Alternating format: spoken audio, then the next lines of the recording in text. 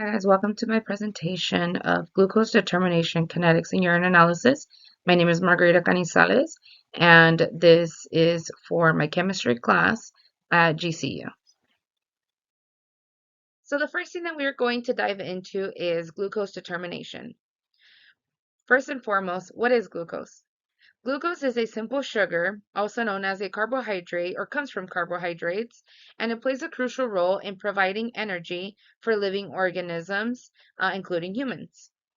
For humans, glucose is produced through the breakdown of carbohydrates in food, which can be used immediately for energy, or it gets stored in the liver and muscles as glycogen for later use. So here we have a very nice chart that puts everything into a visual perspective. So here we have the liver, and as previously mentioned, sometimes glucose gets stored in the liver and is broken down by glycogen. So here we have glucose and glycogen. So it can either go two ways. It could either raise blood sugar levels or lower blood sugar levels. However, the ultimate goal is to have a normal and stable blood sugar level. Therefore, if it lowers blood sugar level, then that will cause the pancreas to promote glucagon release, which we're following here, promotes glucagon release into the liver, which then causes it to raise blood sugar levels, trying to normalize those levels. Now, say for instance, the glucose raises the blood sugar levels, then at that time, it goes back to the pancreas, and the pancreas has to release insulin, which that helps lower that blood sugar level. So here we have insulin release, helps lower that blood sugar level back down so that we can ultimately have a normalized and stable blood sugar level. So one of the most important things to consider when talking about glucose and the pancreas and things like that is insulin. So insulin is a hormone that is produced by our pancreas, and it helps regulate our glucose levels in our bloodstream. When we consume carbohydrates, our digestive system breaks down those carbohydrates into glucose, and those get absorbed into our bloodstream. In response, the pancreas secretes insulin, which acts as a key to unlock the body's cells, allowing glucose to enter and be used for energy. Now, if that glucose does get stored in the liver for later use, the insulin will also assist in breaking that down to be able to produce energy overall. So when glucose enters the cells, it is primarily used for energy, and insulin and glycogen kind of work together to try to make sure that we are not having excess glucose in our system, and that it's really breaking down those carbs and redirecting or reshifting them to making sure that they're serving their purpose. Benedict's test is one of the most common tests used by healthcare professionals, and it is used to detect the presence of glucose in urine. So this test has a reagent known as copper, and it reacts with the functional group present in glucose structure, and it's what makes this test possible. The Cu2 plus gets reduced to Cu plus, and the reduction results in the formation of copper oxide, a brick red solid that confirms the presence of glucose in urine samples. This test is extremely reliable and efficient, and it is used for urine and also blood samples as well. So here we can see a visual perspective of the chemistry behind the reagent and the glucose in the urine. So we have our Cu2 plus, and it's being converted into Cu2O. And we also see the Benefix test results chart. So blue is pretty much the normal range, so there is no reducing sugars. Green is traceable, yellow is low, orange is moderate, and then red is when it's extremely high and it is concerning. Now, the Benedict's test is not only used for urine. Another common way to determine glucose levels in our bloodstream is by a prick in the finger, also known as an A1C, And we have the monitor that essentially it's the same concept, the same color scheme to determining if it's within a normal range or if it's in a concerning range. So here we have an example from the assignment this week. We see our patient's hand being pricked. We have our blood sample going onto that Benedict strip, and it looks like it's at 60 milligrams. So looking down here, we have our table range of colors, determining if the glucose levels are normal, moderate, extreme, and so on. So negative or blue is like that normal range. So we have our chart here. We have the glucose meter is reading 60. It is blue, and the glucose strip turned a little bit green. And that essentially is a sign or a determining factor that the glucose levels are within a normal range. Another method of testing that professionals use is kinetics lab testing. Kinetic lab testing is used to help understand a patient's condition and symptoms. It takes into account not only sugars, but fats, enzymes, and DNA. Millions of chemical reactions happen constantly in cells, but they're too slow to support life. To speed them up, the body uses biological catalysts called enzymes. Scientists use kinetics to study how these reactions happen and their rates.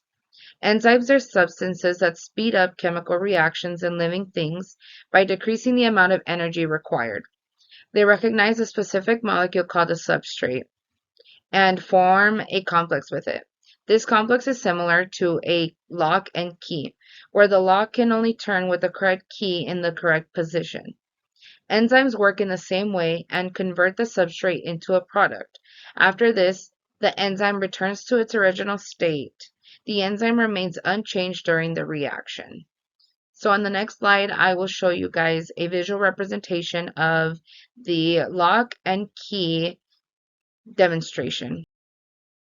Enzymes can make bonds between substrates to form one product. So here we see our substrates. We have two, and our enzyme down here. As you can see, the enzyme keeps its original shape all the way through, and the two substrates come together. The enzyme then forms the bond, and it creates a product. The product will then fit right into the enzyme so that it will work together, and therefore comes that analogy of the lock and key. Here we have the chart from our assignment this week. And the two substrates that were taken into consideration are creatine kinase and lactate dehydrogenase. And here are our levels. So during minute 1, there was 20 UL of CK and 50 UL of LD. Looking at our chart here, in adult male, the normal range is anywhere from 15 to 130 UL. And during minute 1, it was at 20, therefore it was in a normal range. Now looking at our LD, or our lactate dehydrogenase, for this same patient during minute 1, adult male, the norm would be 100 to 225, and this patient was at 50. Therefore, that range is slightly low. Or not slightly, it's greatly low. Now looking at minute 2, it was going up. So we have 70 CK and 180 LD. Looking at that same chart, we have that the CK was within a normal range for an adult male and an adult female.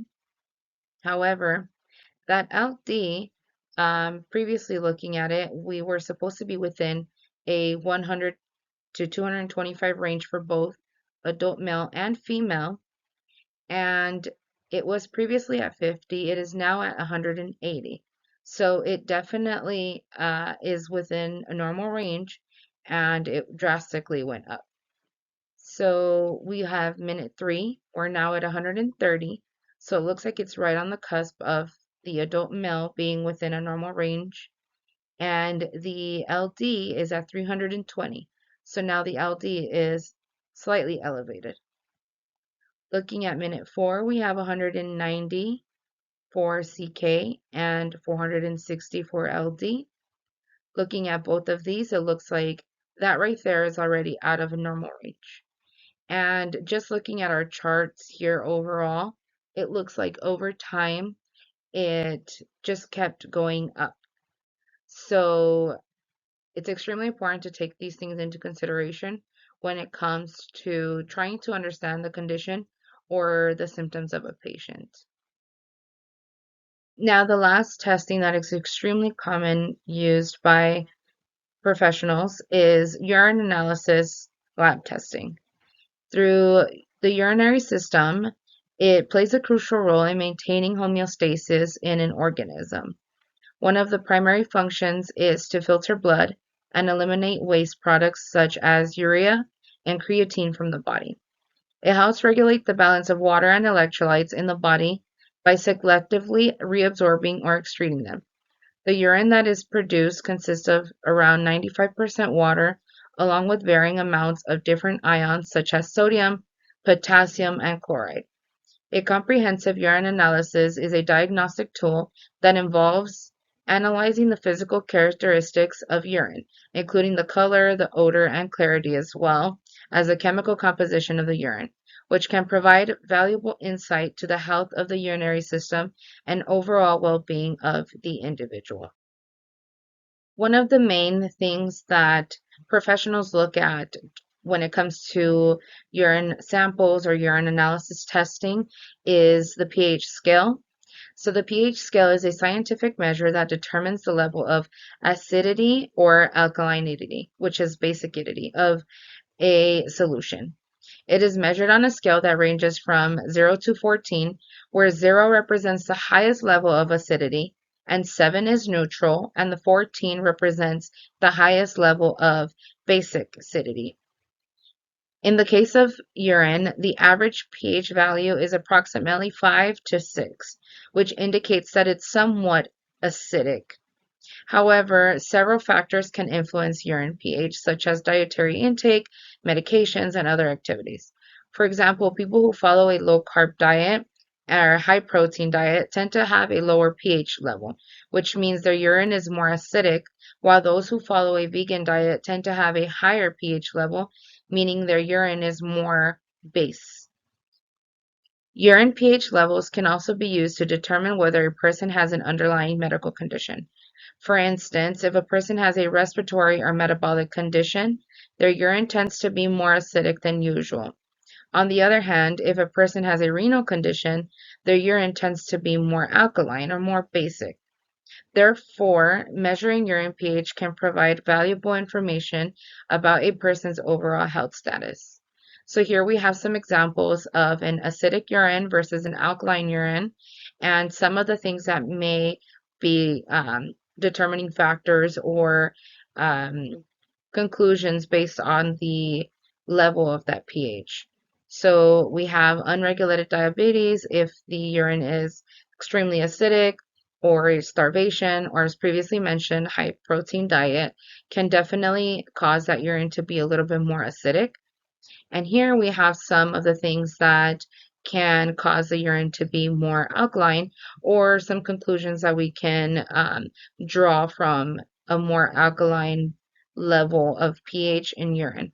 We have renal failure, urinary tract infections, and a vegan diet. So here's the example taken from this week's assignment, and it is the urine sample. So here we show where it first was being tested. It was a light yellow color, and the final result was a darker orange color. So looking at our chart up here, it looks like for ketone, I want to say that it's negative, just because that color looks a little bit closer to that.